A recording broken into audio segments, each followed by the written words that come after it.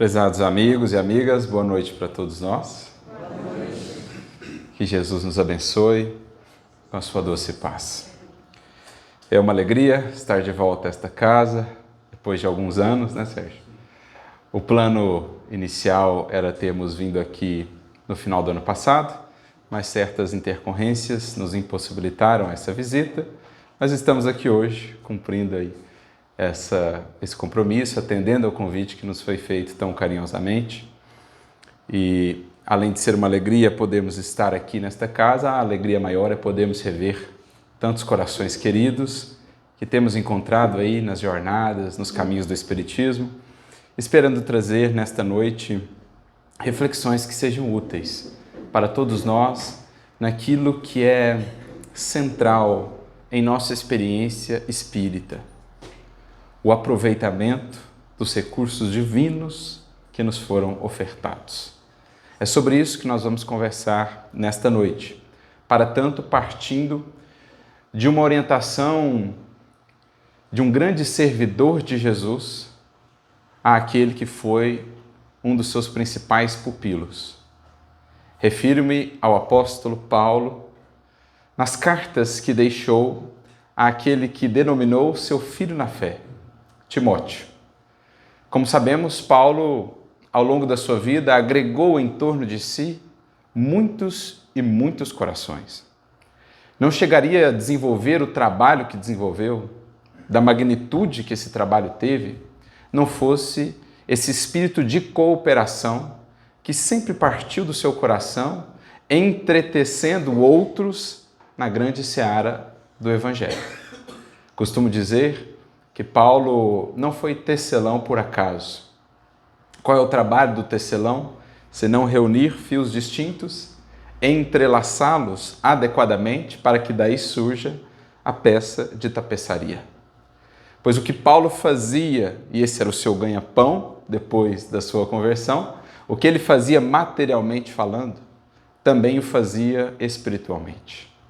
Porque, como poucos, ele soube receber tantos fios de amizades, de vínculos que Jesus lhe foi proporcionando. Ele soube pegá-los, todos esses fios, e realmente reuni-los, produzindo uma obra admirável no contexto do Evangelho, realmente uma obra de arte, no entrelaçamento dos corações. E dentre esses tantos que estiveram no entorno dele, temos esses pupilos, que ele foi formando desde muito jovens.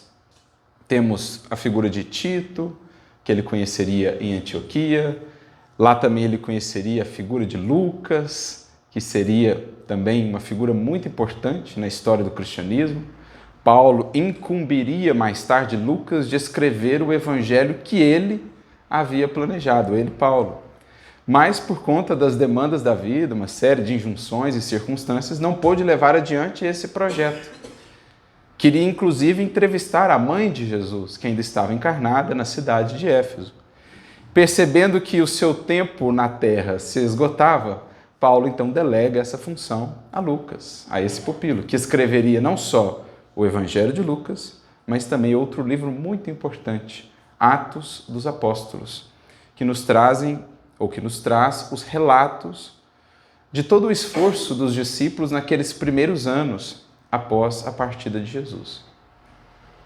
Mas dentre esses corações que Paulo foi, então, tomando para si na tarefa de educá-los, de prepará-los para o bom combate e para o serviço com Jesus, temos esse pelo qual ele tinha um carinho muito especial, Timóteo, que ele conhece com apenas 13 anos, quando da sua primeira viagem apostólica, ali na região da Galácia, atual Turquia.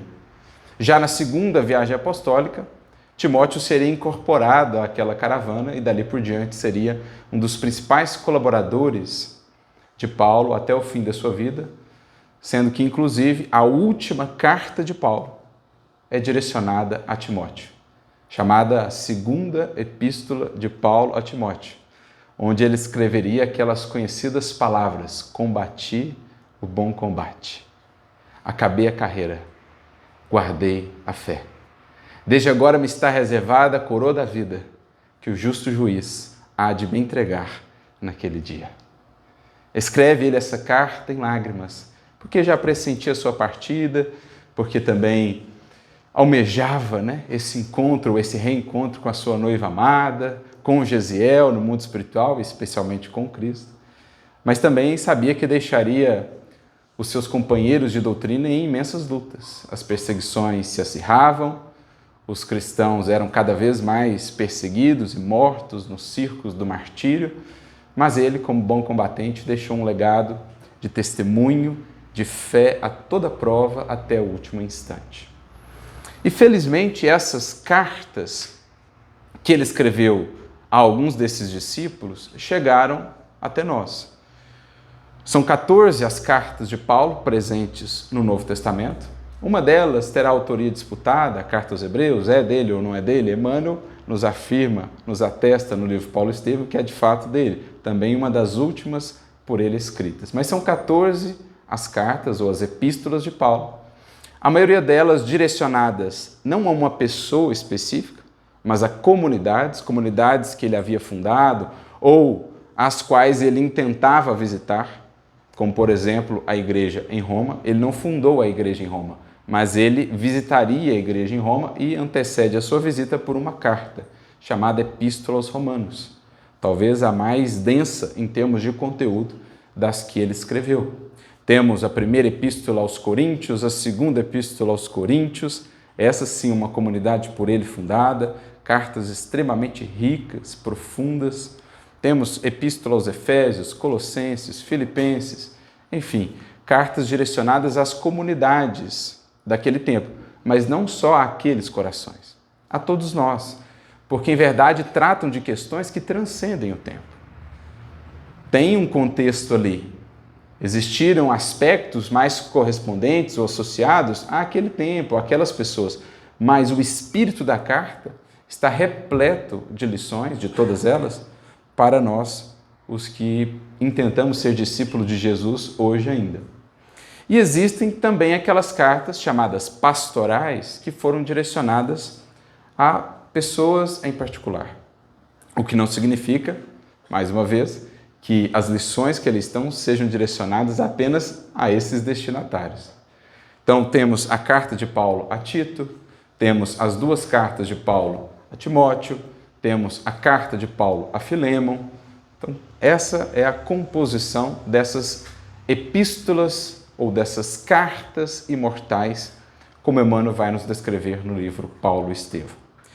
E nós vamos buscar a orientação-chave para a nossa reflexão nessa noite em uma dessas epístolas pastorais, mais propriamente na segunda epístola de Paulo a Timóteo. Nesta que nós mencionamos aqui será a última que ele escreveu. Lá no capítulo 2 dessa epístola, no versículo 7, Paulo traz a seguinte orientação ao seu filho na fé: considera o que te digo, e então o Senhor te dará entendimento em todas as coisas. Considera o que te digo, e o Senhor te dará entendimento em tudo. Essa frase, a nosso ver, tem um profundo apelo para nós hoje, especialmente no contexto pelo qual estamos cercados, num mundo completamente diferente do ponto de vista dos cenários que ele nos oferece em relação ao mundo em que esses corações, os quais lembramos hoje aqui, viveram. Imaginemos só, né? Façamos um esforço imaginativo de como era o mundo há 2000 anos. Essas obras, Paulo Estevam, há 2000 anos, 50 anos depois, nos permitem, de alguma maneira, fazer um mergulho, uma imersão nesses tempos, mas não nos possibilitam ver integralmente o que era a realidade da vida naquele contexto. Aqui é preciso um esforço imaginativo. E talvez nem precisemos ir tão longe. Em nossos diálogos com aqueles que nos antecederam, né? Pais, avós, bisavós, nós poderemos sondar o que era o mundo de 50, de 100 anos atrás, até de 150 anos atrás, E isso já nos impressiona pelas diferenças tão marcantes. Olhamos ao nosso redor hoje, um mundo tão repleto de possibilidades. O fluxo de informações atinge hoje um volume, uma velocidade que nos impressiona. Por mais estejamos de alguma maneira acostumados com isso, parece sempre nos surpreender essa realidade que vai se transformando cada vez mais rapidamente. As possibilidades de deslocamento que nós temos hoje, de comunicação de uns para com os outros, vencendo distâncias antes inimagináveis, num tempo, numa velocidade antes também inconcebível. Então, voltemos um século no tempo, voltemos um século e meio aos tempos de Kardec, por exemplo, e veremos um mundo completamente diferente em termos de cenários em que as criaturas estavam inseridas. E a interação que esse cenário, ou as influências que esses cenários exerciam sobre as mentes e os corações nestes outros tempos. Agora nos projetemos então 2000 anos atrás. Por que nós estamos trazendo essa reflexão sobre o contexto? Porque nós vamos pegar essa orientação de Paulo, que lida assim superficialmente, de relance, parece muito direta, né? Olha, considera o que eu te digo, e então Jesus vai te esclarecer, vai te orientar, vai te inspirar. Mas nós queremos trazer ela daquele contexto e projetá-la naturalmente na nossa realidade de hoje. E veremos algo interessante. Talvez hoje ela seja ainda mais pertinente do que naqueles tempos. Não que ela não tivesse importância naquele contexto. Caso contrário, Paulo não a teria escrito. Mas é impressionante, com o passar dos tempos, parece que o Evangelho vai se tornando cada vez mais atual. Por Evangelho aqui, fazemos referência não só aos registros das lições de Jesus, as lições diretas do Mestre, mas também todos esses outros livros, essas outras lições que foram incorporadas no chamado Novo Testamento e que compõem para nós esse programa divino de iluminação do Espírito. Ali estão inclusas essas epístolas de Paulo. Parece que com o passar do tempo, o que ali está vai se tornando cada vez mais pertinente. Talvez até porque o nosso espírito esteja um pouco mais desperto e consiga conectar melhor a lição espiritual que está numa frase como essa com a nossa realidade, com a nossa experiência hoje.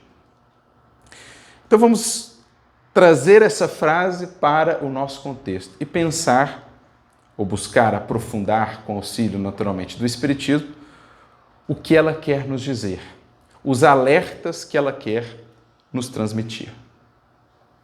Vamos começar então por esse verbo. Considera o que te digo. E aí a consequência. Porque então, ou então, o Senhor te dará entendimento em todas as coisas, em tudo.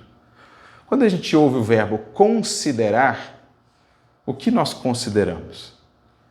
O que nós entendemos sobre esse verbo? Considera o que te digo. Aqui ele fazia referência às lições que ele transmitia, às orientações, à experiência que ele transmitia ao seu pupilo, a todo esse arcabouço de compreensão do Evangelho que ele havia registrado por meio de suas epístolas ou nos diálogos por onde ele passava, nas comunidades que ele visitava. É disso que ele está tratando. Olha, considera o que eu te digo. Mas quando pensamos no verbo considerar, ele traz para nós um realce que é importante considerarmos. Não é meramente ouve o que eu estou te dizendo, leia o que eu escrevi. Isso é parte do processo. Considera o que você ouviu. Considera o que você leu. Ou seja, há aqui uma sutileza de aprofundamento, de uma vinculação mais profunda, mais efetiva com aquilo que foi recebido. Porque eu posso vir numa palestra, ou eu posso pegar um livro, ouvir a palestra, ler o livro, mas posso muito bem não considerar efetivamente o que eu recebi ali. Eu ouvi a palestra, volto para a minha vida comum, volto à mesma faixa mental em que opero no meu dia a dia e simplesmente esqueço-me dos pontos centrais ou principais que ali eu ouvi, das orientações que eu recebi. Não as vinculo à minha vida. Não vejo uma conexão direta e mais imediata daquilo que eu ouvi com a vida que eu vou levando. Então, as palavras, elas visitaram a acústica da minha alma, mas não permaneceram. Não foram consideradas, não foram aprofundadas, não foram meditadas, não foram de fato conectadas à realidade do que eu estou vivendo. O mesmo pode se dar com um livro. Posso passar por um livro, chegar ao final dele, já tendo me esquecido do que li ali. Posso ler um livro inteiro, sem que, ao final da leitura, eu tenha conectado algo desse livro, de fato, com a minha vida. Trazendo novos paradigmas, novas perspectivas, inspirando novas condutas, novos caminhos, novas escolhas. Então, a escolha aqui do verbo considerar, ela é muito propícia e, claro, proposital. Pede de nossa parte um foco especial, sobretudo no que diz respeito àquilo que recebemos do alto.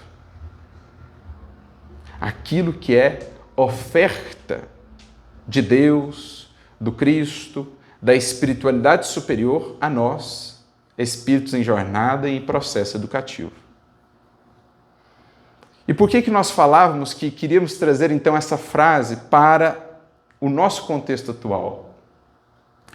Porque qual é uma das grandes crises do nosso tempo? É uma crise de foco. É uma crise de atenção. É uma crise de saber escolher a que de fato considerar e o que desconsiderar. Porque nunca na história humana fomos tão visitados por tamanho volume de informação. Não existe paralelo se olharmos para o passado. Uma criança hoje, na altura dos seus 10 anos, terá tido acesso a mais informação do que alguém que vivia 5 séculos atrás teria durante toda uma existência. Considerando as mais longas para aqueles tempos, lembrando, né, que a média de vida em outros tempos era bem menor do que a temos hoje. Mas pensando numa vida inteira, a criatura do século XV, a criatura do século V, não teria acesso ao volume de informações que uma criança hoje de 10 anos, um adolescente de 15 tem. Como lidar com isso? Como interagir com isso? É um dos grandes desafios do nosso tempo. Porque, em verdade, as nossas mentes hoje são territórios em disputa. Quantas coisas não querem nos tomar a atenção? Quantas coisas não querem usar da nossa atenção? Tomar o nosso foco? E é aí, mais propriamente, que o espírito será chamado a escolher conscientemente o que vale mais considerar. A que dedicar mais tempo, mais aprofundamento, mais esforço de entendimento, de interpretação, de conexão com a vida, o espírito será chamado a decidir com consciência no que investir, espiritualmente falando. Porque, em não tendo esse cuidado, esse critério, daqui a pouco ele estará investindo um dos mais altos e valiosos patrimônios que detemos, que é o tempo, estaremos investindo ele 2 horas, 3 horas, 4 horas, 5 horas, naquilo que é absolutamente inútil. Ou quase nada edificante para a nossa vida, para a nossa mente, para a nossa formação. Quando vemos, por exemplo, que uma média de uso de redes sociais em nosso país na atualidade beira as 9 horas diárias, isso é um indicativo muito claro do uso inadequado do tempo. O que estamos considerando, de fato?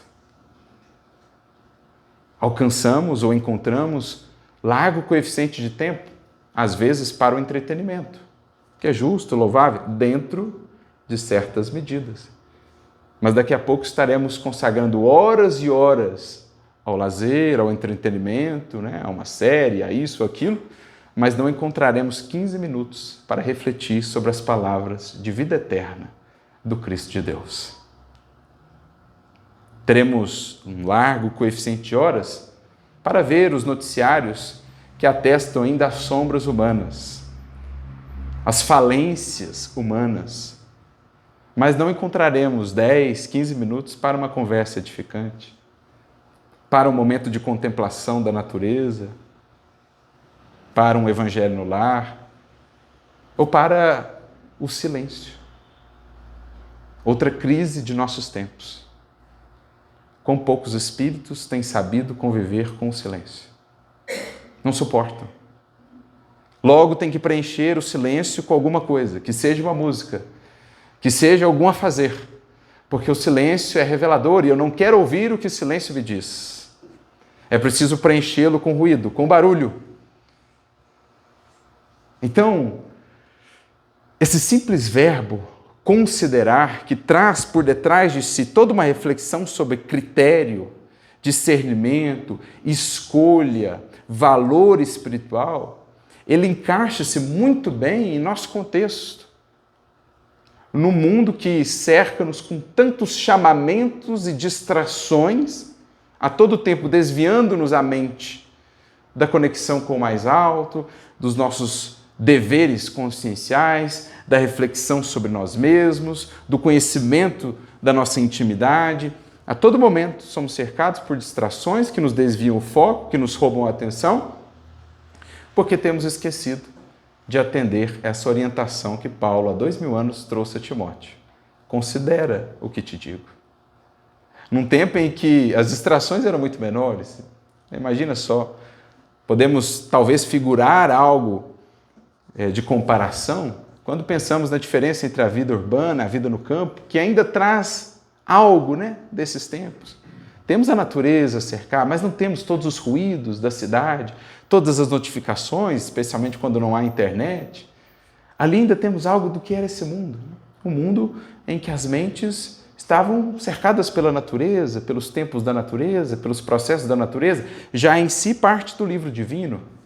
E por isso tão instrutivos aos que sabiam observar. Mas mesmo aqueles tempos, Paulo já dizia, olha, cuidado, Timóteo, para que, em tendo ouvido tantas coisas sublimes, em tendo lido tantas coisas sublimes, elas não passem desapercebidas. Não exista de sua parte a devida consideração para que chegue todo esse material divino à aplicação, que é a meta, que é o objetivo. Então, considera o que te digo. E aí ele traz um efeito disso, uma consequência. Aquele que vai aprendendo a discernir com mais critério onde vale investir o tempo, o que deve contar com a nossa atenção, esse alguém, ele vai conseguindo algo sublime, imensamente valioso. Ele vai conseguindo estabelecer uma sintonia propícia para que, como disse Paulo, o Senhor te dê entendimento em todas as coisas. Em outras palavras, como diz Leon Denis, né, que fala tanto disso também, quando vai abordar a importância do pensamento, das leituras no livro O Problema do Ser, do Destino e da Dor, fantástica obra, ele vai dizer assim, né? No silêncio da leitura, no silêncio da oração, quando estamos focados, atentos, debruçados sobre esse material divino, por exemplo, do Evangelho ou do Espiritismo, no silêncio do Espírito manifesta-se o amparo do alto, a providência divina.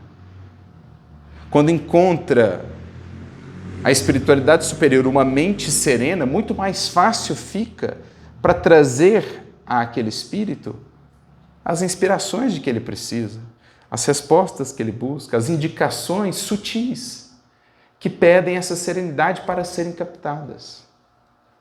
A penetração de espírito que nos ajudará a ter um insight, por exemplo, a respeito de uma lição de Jesus, ou a respeito de uma passagem das obras de Kardec, que tantas vezes já lemos, mas agora ganha uma nova dimensão, porque encontrou de nossa parte uma mente mais disposta, mais preparada.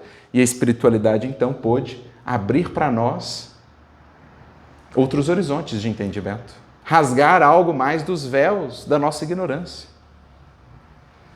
Então, o que Paulo está dizendo a Timóteo e a todos nós é: todo esforço sincero, perseverante, por disciplinar a nossa mente, por buscar o entendimento das coisas superiores, divinas da vida, será recompensado com a resposta, com o auxílio do mais alto para que avancemos na senda de entendimento que prepara a aplicação. Porque esses materiais todos, eles têm, digamos assim, uma espécie de criptografia. Muitas pessoas, mesmo aos tempos de Jesus, perguntavam: Senhor, mas por que fala a eles em parábolas? O porquê dos símbolos? O porquê das metáforas? Isso é a sabedoria divina. Colocando a lição acessível apenas aos que perseveram. Porque aos que perseveram é que será aberta a porta. Porque se fizeram dignos de maiores entendimentos e, portanto, de maiores responsabilidades. Em demonstrando o anseio de progredir, novas portas lhes são abertas, portas de responsabilidade. Então, as lições desses grandes mestres eram todas elas, digamos, compactadas, envolvidas, embaladas nessa simbologia, que servia como que um primeiro filtro para ver o quão sincera é a busca. Aqueles que ofertam a leitura do Evangelho, por exemplo, superficialidade, o que dele colherão? Superficialidade. Não verão nada demais. Por quê? Passam de relance, não consideram, não se detêm, não se debruçam sobre aquilo. E a vida será sempre um reflexo daquilo que a ela damos. Com a medida com que medirdes, sereis medidos. A porta se abre àquele que bate. Obtém aquele que pede. Não é o que está no Evangelho? Pedi e obtereis, batei e abrir-se-vos-á. Buscai e achareis. Então, as lições que nos chegam, as revelações espirituais, elas têm essa característica até, digamos, para nos proteger em algum nível, quando ainda não estamos habilitados a lidar com determinada expressão de luz, ela fica ali oculta. À medida que vamos nos gabaritando, pelo empenho, pelo esforço, pelo anseio, vamos nos tornando mais aptos a lidar com uma maior expressão de luz. Até as revelações são gradativas por isso. Mas no plano individual também se dá o mesmo, esperando que exista da parte da criatura aplicação, consideração para que então a riqueza que está ali, oculta para muitos, se revele. Como vemos numa das obras de André Luiz, o Evangelho é um livro divino, que não revela os seus tesouros senão àqueles que de fato se dispõem a buscá-los. Por isso, muitos, inclusive nós, ao longo dos séculos, temos passado pelo Evangelho, mas permanecido na superficialidade, sem extrair dele todo o potencial divino que ele nos poderá dar. O mesmo com relação ao Espiritismo. Então, considera o que eu te digo e o Senhor te dará entendimento em todas as coisas. Aquele que oferta a lição, mais paciência, mais perseverança, mais disciplina, ela responderá com mais luzes, com mais bênçãos, com mais esclarecimento, com mais norte espiritual para a sua vida. Aquele que tem, mais ainda lhe será dado, diz Jesus. Nessa frase que parece dissonante, parece injusta. Aquele que tem, mais ainda lhe será dado. E aquele que não tem, mesmo que julga ter, lhe será tirado. Como assim? Qual a justiça dessa fala de Jesus? Pensemos ela em termos de virtudes. Aquele que tem paciência, aquele que tem perseverança, a ele mais ainda será dado em termos de crescimento. Agora, aquele a quem tem faltado paciência, disciplina e perseverança, mesmo que ele julga ter, na verdade é uma ilusão ainda, de construções que não efetivou. Aí faz todo sentido a lição de Jesus. E isso, como dizíamos, ganha mais aplicação em nosso contexto de um mundo que a todo tempo quer nos roubar a atenção e desviar o foco. A importância de sabermos o que de fato considerar, como considerar na construção de hábitos, de disciplinas que nos favoreçam esse vínculo com a leitura, com a própria percepção da vida ao nosso redor, desconectando a nossa mente daquilo que nos perturba, daquilo que nos desvia, daquilo que nos consome tempo e energia sem nos edificar, para sabermos conectá-la cada vez mais com aquilo que nos possa responder, ofertando recursos de crescimento e aprendizado. É isso então que Emmanuel vai comentar para nós no capítulo 1 do livro Fonte Viva, intitulado Ante a Lição. Ele vai resgatar este versículo aqui citado, 2 Timóteo 2,7, e vai dizer assim, que muitas criaturas se afirmam, por exemplo, ineptas, incapazes de fixar as lições da Boa Nova, porque invigilantemente gastam longos períodos ou largo tempo nas províncias da distração e da leviandade. Distração. Façamos uma análise em nossa vida hoje, no cotidiano, naquilo que às vezes escapa de um estudo mais profundo, né? Como é que eu estou no trabalho? Como é que eu estou em casa? Façamos uma análise para levantarmos quanto tempo temos gastado na província da distração diariamente, ou da leviandade. Porque, especialmente para nós, espíritas, amigos, ter recebido tanto e fazer pouco caso disso não é mera distração, chega a ser leviandade mesmo. Porque imaginemos só, encerramos esta vida física, retornamos ao mundo espiritual. Lá chegamos conflitados, aflitos, perturbados. Por lá conseguimos ver que o nosso aproveitamento do tempo não foi assim tão efetivo. O aproveitamento dos recursos recebidos. E aí encontramos lá um benfeitor espiritual. E traduzindo talvez o velho vício que temos, o veso tão característico a todos nós, elencaremos ali desculpas, né? Justificativas. Não, mas é porque eu queria saber, eu queria ter entendido isso aqui, eu queria ter tido a resposta aqui, eu queria ter tido essa orientação aqui. Se tivermos a coragem de fazer isso perante os nossos benfeitores, talvez ouviremos com toda a sutileza possível: meu filho, minha filha, todas as respostas que você buscou estavam lá naquelas páginas pelas quais você passou tantas vezes os olhos, sem a elas devidamente vincular a mente e o coração, sem dar a elas o tempo devido que precisavam. Tempo esse que foi dado tantas vezes a conversas não edificantes, a meras distrações do mundo. Se tivesses considerado mais o que te foi ofertado, o Senhor não teria te faltado com o entendimento de todas as coisas, daquilo que você precisava, porque foi o que Paulo disse. Se você considerar o que recebeu de material para a sua jornada, todas as respostas e orientações de que você carece estarão ali. Mas se você considerar,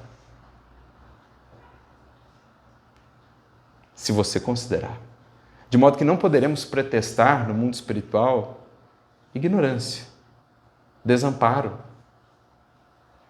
Deus não nos daria provas, experiências a serem vividas nesse mundo, sem antes nos munir com os recursos para vencê-las. Antes do frio, Deus nos dá o cobertor ou nos ensina a fazê-lo. Mas se não nos preparamos para o frio que cedo ou tarde virá, a questão não é de Deus, o problema não é do Pai, jamais será. É da criatura que não soube considerar o que foi recebido. O Cristo, por meio do Evangelho, nos deu fundamentalmente o quê? Material de construção, para que ergamos cada um de nós o nosso abrigo moral e espiritual para a vida. Mas se não vamos à obra e somos colhidos pela tempestade, pelas ventanias e intempéries da vida, o problema não é do Cristo, nem de Deus. O material nos foi dado. Está no Evangelho. No Evangelho nós temos toda a matéria-prima de que carecemos para edificar um abrigo moral e espiritual que nos proteja de quaisquer intempéries da vida. O que não significa que teremos uma vida tranquila. Não. É proteção moral. A luta estará lá, mas moralmente estaremos bem estruturados, firmes, edificados sobre a rocha, como ele disse. Agora, se a gente deixa o material lá naquela obra que nunca termina, né? Parece as obras e reformas que fazemos, a gente começa, vai ser 1 ano, daqui a pouco já 10 anos de obra e não vai adiante. Muitas vezes é assim em relação ao Evangelho na nossa vida. Temos lá as vigas, temos os tijolos, temos a areia, temos cimento, temos argamassa, mas as paredes não são levantadas, porque falta devida consideração. O mesmo em relação ao Espiritismo. E aí chegaremos do lado de lá, como temos feito já muitas vezes, a dizer, mas eu não recebi tal resposta, tal orientação. Ora, se houvesses considerado o que te foi concedido, não te faltaria a orientação esperada. Porque Deus opera assim, é misericórdia, é providência que é também previdência divina. Primeiro dá a ele as estacas, para depois vir a ventania.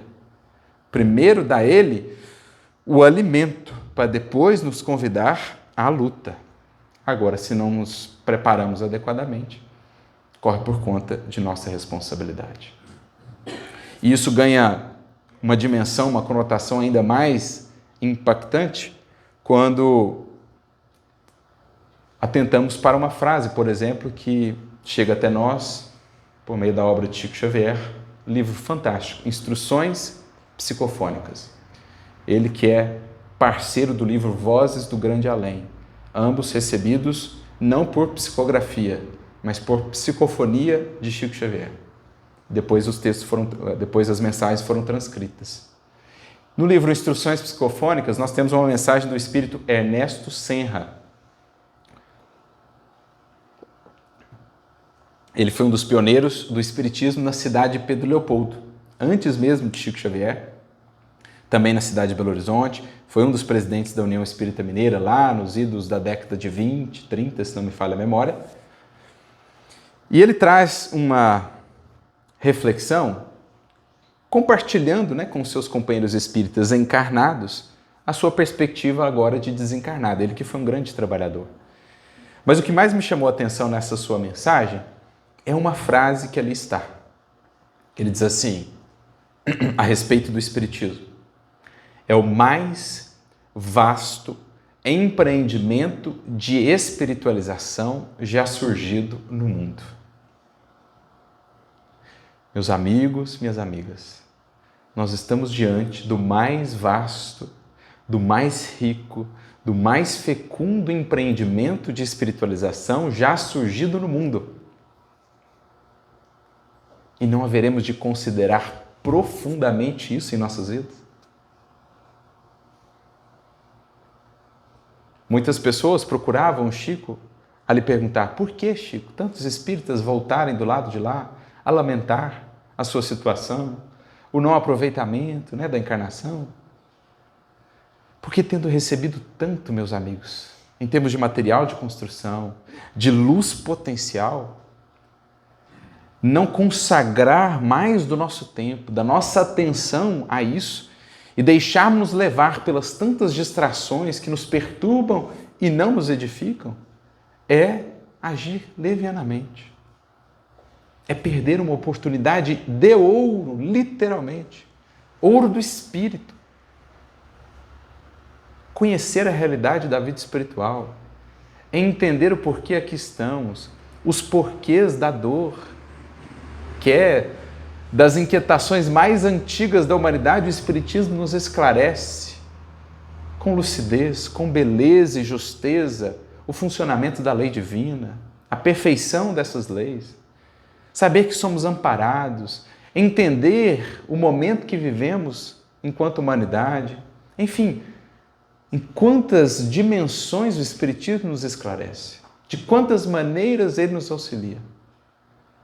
E às vezes simplesmente passamos por ele, sem nos vincularmos, sem considerarmos o que recebemos a cada palestra, a cada leitura. Vamos vivendo uma experiência assim mecanizada. É ir frequentar de corpo presente, sair e ser identicamente a mesma pessoa. Vira uma repetição de padrões, mecanicamente falando, sem que aquilo gere transformação nas bases, nos fundamentos da vida. Esse tem sido um dos nossos grandes problemas ao longo dos séculos no âmbito da religiosidade. E por isso Kardec, tão lucidamente inspirado pelos espíritos superiores, propôs na doutrina espírita uma vivência de religiosidade, de espiritualidade tão despojada de adereços, de ritos, de liturgias. Porque ele sabe que isso muito facilmente pode nos captar e nos manter nesse automatismo. Eu vou lá, cumpro o rito, eu vou lá, faço, o processo mecânico e pronto, creio no kit. Não, no Espiritismo não há disso, para que nos concentremos no conteúdo. E do conteúdo, na aplicação. Então, por isso o Espiritismo é tão despojado de adereços exteriores de religiosidade, para nos induzir ao que é essencial, ao que é mais fundamental, para que não incorramos novamente nesses que têm sido tropeços seculares, em que o Evangelho era por nós até lido, recitado, às vezes de cor, mas não considerado na devida aplicação. Olha, essas palavras de Jesus aplicam-se diretamente a essa conduta que eu estou tendo. Olha, essa lição do Mestre, ela traz uma resposta sobre aquele problema que eu estou vivenciando. Trata deste vício. É preciso tempo para que isso se dê. É preciso saibamos nos desconectar ou sair dessas províncias da distração, da falta de foco, dessa turbulência caótica dos nossos tempos, para que, encontrando serenidade, a gente possa estabelecer esses vínculos. Por isso, no Livro dos Espíritos, na questão 682, que está dentro da parte da lei do trabalho, que é uma das leis morais que nós temos no Livro dos Espíritos, dentro dela nós temos um subtópico sobre o repouso. E aí nessa questão 682, Kardec pergunta sobre a finalidade do repouso. E os Espíritos dizem assim, ele é necessário porque permite que a inteligência se eleve acima da matéria. Permite que o nosso pensamento se desconecte um pouco das questões comezinhas da vida, do corre-corre, das inquietações, dos afazeres, quefazeres, da vida material, que às vezes nos tomam todo o tempo e atenção, toda a energia. Aí precisamos do repouso. Mas aí vamos no repouso e enchemos o repouso com outras coisas que não essas considerações mais profundas sobre nós, sobre a vida, sobre as minhas escolhas, sobre os destinos. Porque não conseguimos conviver com o silêncio, porque não conseguimos parar para contemplar, lendo o livro da natureza, onde também estão escritas as leis de Deus, porque não conseguimos parar para estar conosco, conversando com nós mesmos, aí preenchemos aquele que deveria ser um repouso, mais do que do corpo, um repouso da mente para que ela se desprenda e alcance outros planos, o preenchemos com coisas do mundo, com ruídos, com barulhos, com distrações, com lazer. Não que exista um problema no lazer, mas na justa medida. Então, até nisso, os Espíritos nos instruíram, dizendo, olha, é preciso construir a cada dia, no contexto do seu dia, um espaço-tempo de repouso. Do corpo, temos o sono, mas também da mente. Desconectar-se de tudo aquilo que conclama a nossa atenção relacionado ao mundo, para que nos voltemos a essas coisas, a uma leitura edificante, a uma reflexão sobre nós mesmos, como Santo Agostinho nos descreve em O Livro dos Espíritos, a um momento de oração. Mas para isso parece que nunca encontramos tempo. Parece que esse tempo nos falta. Como diz Emmanuel, ele vai nessa ferida, Convide-nos para uma conversação nada nobre e logo a gente acha tempo. Convide-nos para ouvir uma fofoca, isso ou aquilo outro que não edifica, não nos falta tempo. Convide-nos para um estudo aprofundado, convide-nos para uma meditação sobre o que tenho feito de mim mesmo e esse tempo parece nos faltar. Então, por isso que dizíamos, embora tendo 2000 anos de idade, essa frase de Paulo parece mais atual do que nunca. Em nossa vida moderna, tão marcada por essas características, como é importante sabermos realmente considerar o que importa, o que deve contar com mais tempo e aquilo que deveremos dispensar, porque isso é evolução consciente. Na feliz definição de Paulo, talvez uma das mais belas sínteses do que seja consciência espiritual, Paulo diz assim: tudo me é lícito, mas nem tudo me convém. Olha que maravilha, gente. Eu posso ficar 10 horas vendo uma série? Pode. Isso é lícito. Mas te convém?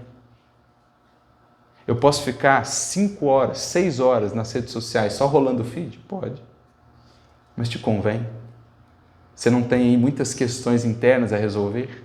E será que as respostas que você busca não estão muito mais próximas do que você imagina, apenas pedindo um pouco mais de consideração às divinas palavras do Mestre? As lições benditas da doutrina espírita? Porque em se debruçando sobre elas, a espiritualidade encontrará uma porta aberta, uma janela aberta. E então as sementes de vida eterna ali serão lançadas.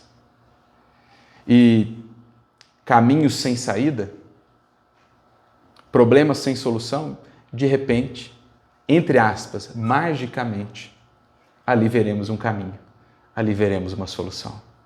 Porque, como diria Meimei, Deus tem estradas onde o mundo não tem caminhos. Mas para isso é preciso querer ver, querer encontrar tais caminhos.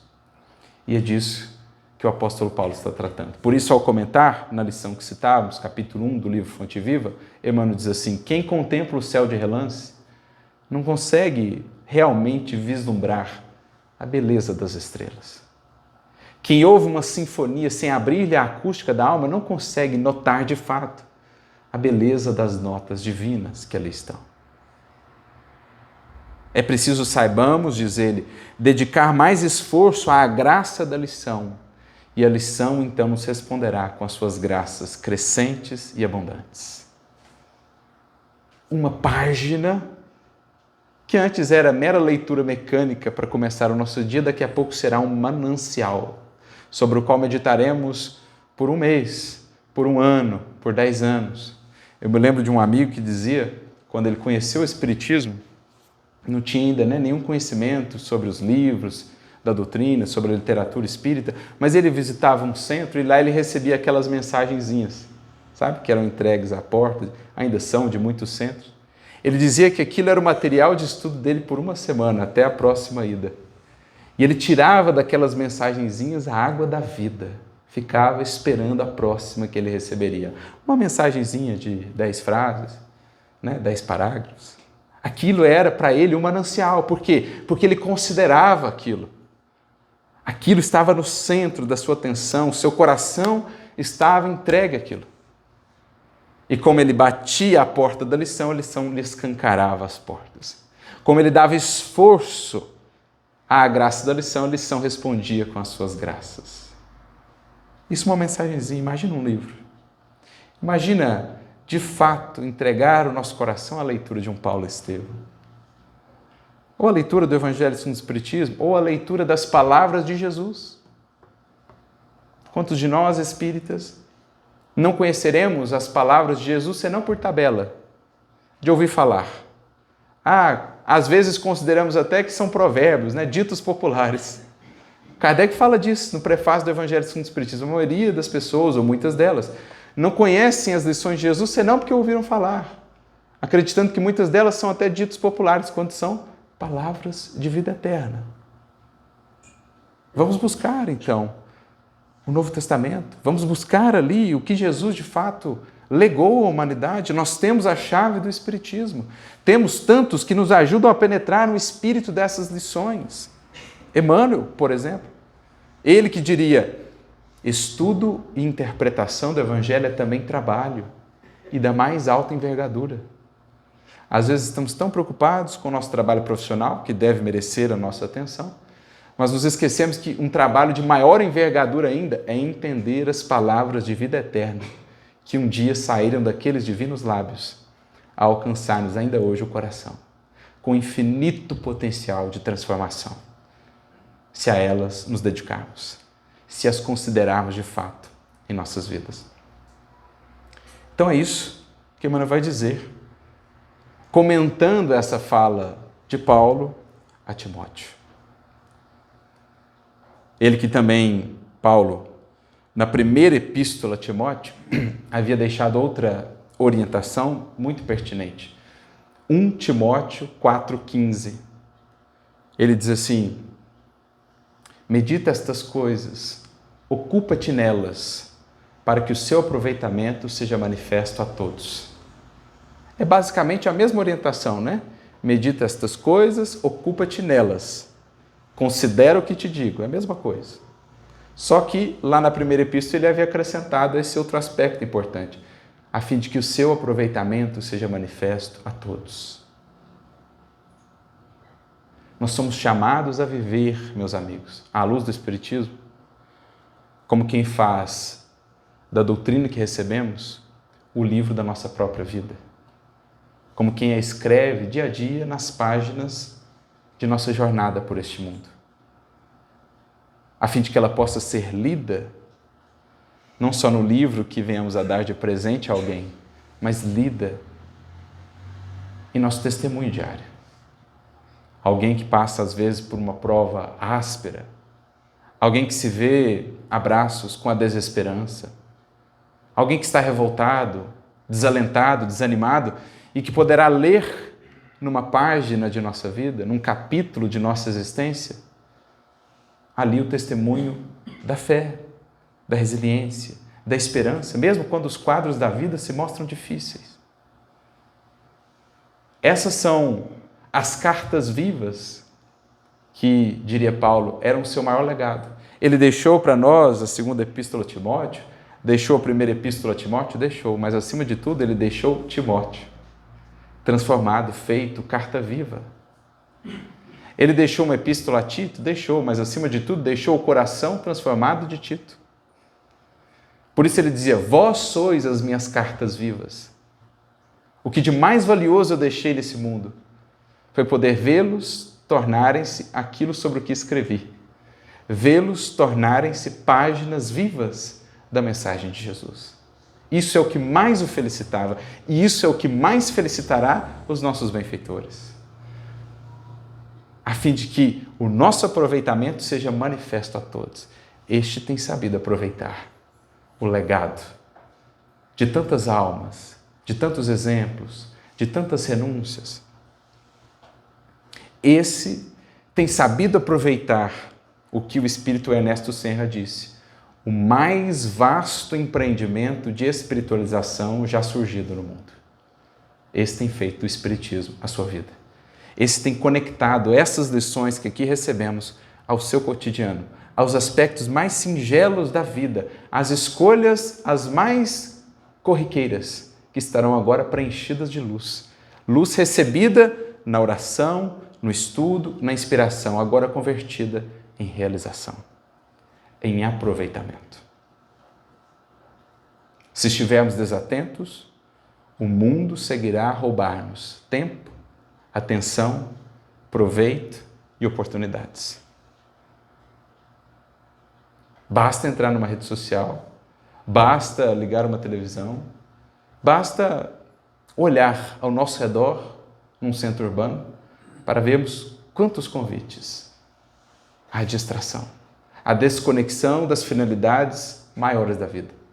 Mas se estivermos atentos, conscientes, considerando o que de fato mais importa, saberemos preencher a nossa vida como um todo de espiritualidade, de sentido e de propósito. E saberemos viver de um tal modo que o nosso aproveitamento, não por vaidade, por anseio de vaidade, mas para a glorificação de Deus, do Evangelho, o nosso aproveitamento poderá ser manifesta a todos. Porque, como também nos disse Emmanuel, cabe-nos viver, meus amigos, de tal maneira que, mais tarde, ao sermos lembrados, as pessoas que assim o fizerem possam se lembrar de nós como quem se lembra da presença de uma fonte e da passagem de uma luz. Vivamos, pois, de tal modo que, mais adiante, ao se recordarem de nós, possam se lembrar da presença de uma fonte, da passagem de uma luz. Que o nosso aproveitamento seja manifesto e que saibamos, com todo o discernimento que o Espiritismo e o Evangelho nos trazem, considerar o que realmente importa, porque então o Senhor nos dará entendimento em todas as coisas. Como Ele mesmo disse, buscai antes, ou primeiro de tudo, o reino de Deus e a sua justiça, e tudo mais lhe será acrescentado. Que o Senhor nos abençoe, muita luz e muita paz.